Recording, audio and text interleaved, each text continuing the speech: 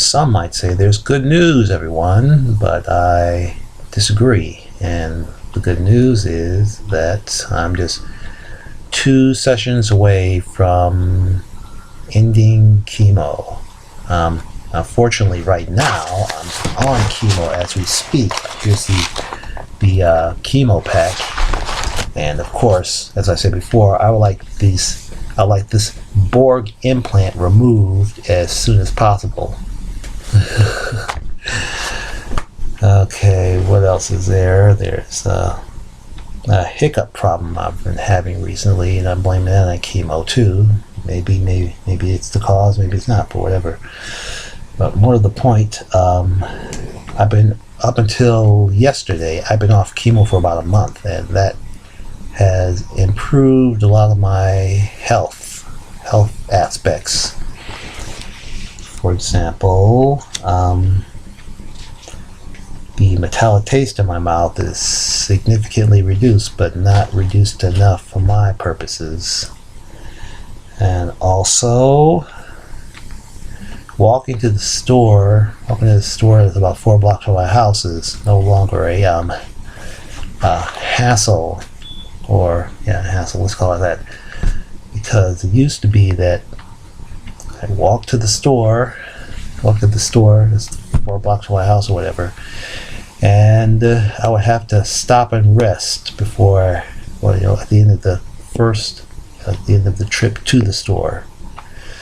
Then after I'm in the store buying stuff, and I bought my stuff, then I gotta walk home, and then maybe 1 or 2 blocks later, I gotta sit down and rest again.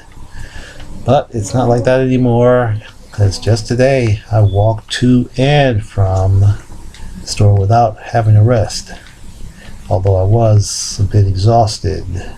It wasn't as bad as it was, say, a couple weeks ago.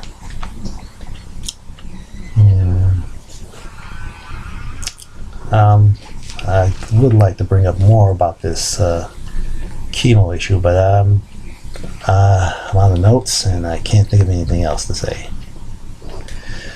Okay, with that said, I'd like to talk about Get Your Ass to Mars, or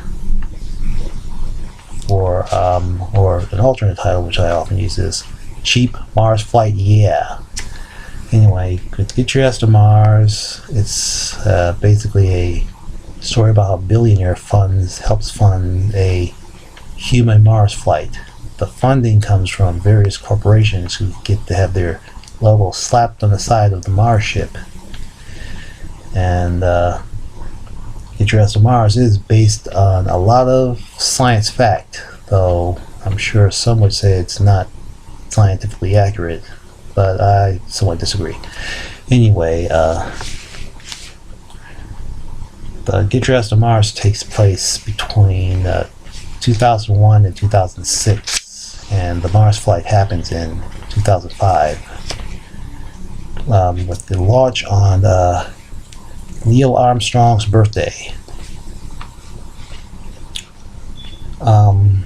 Anyway, another thing about Get Your Ass to Mars is that I get the impression that feminists might like it, because even though the crew of the Mars ship consists of 3 men and 3 women, I think they'd appreciate that, but they probably won't.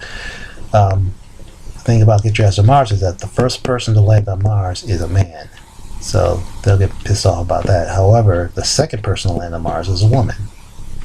So there you go. What other problems is there? Here's the problem. Here's not the problem I'm thinking of. It's not entirely Get Your Ass to Mars related, but it's the whole women in science issue. I'm one of those people who thinks there should be way more women in science than there currently is, because I don't want to live in a world without women in science. But often the women who say they want more women in science don't want to go into science themselves. That's why there's so few women in science. Yep, it'd be great if women, or more specifically feminists, would be more consistent about their viewpoints on these matters, but they don't seem to give a shit.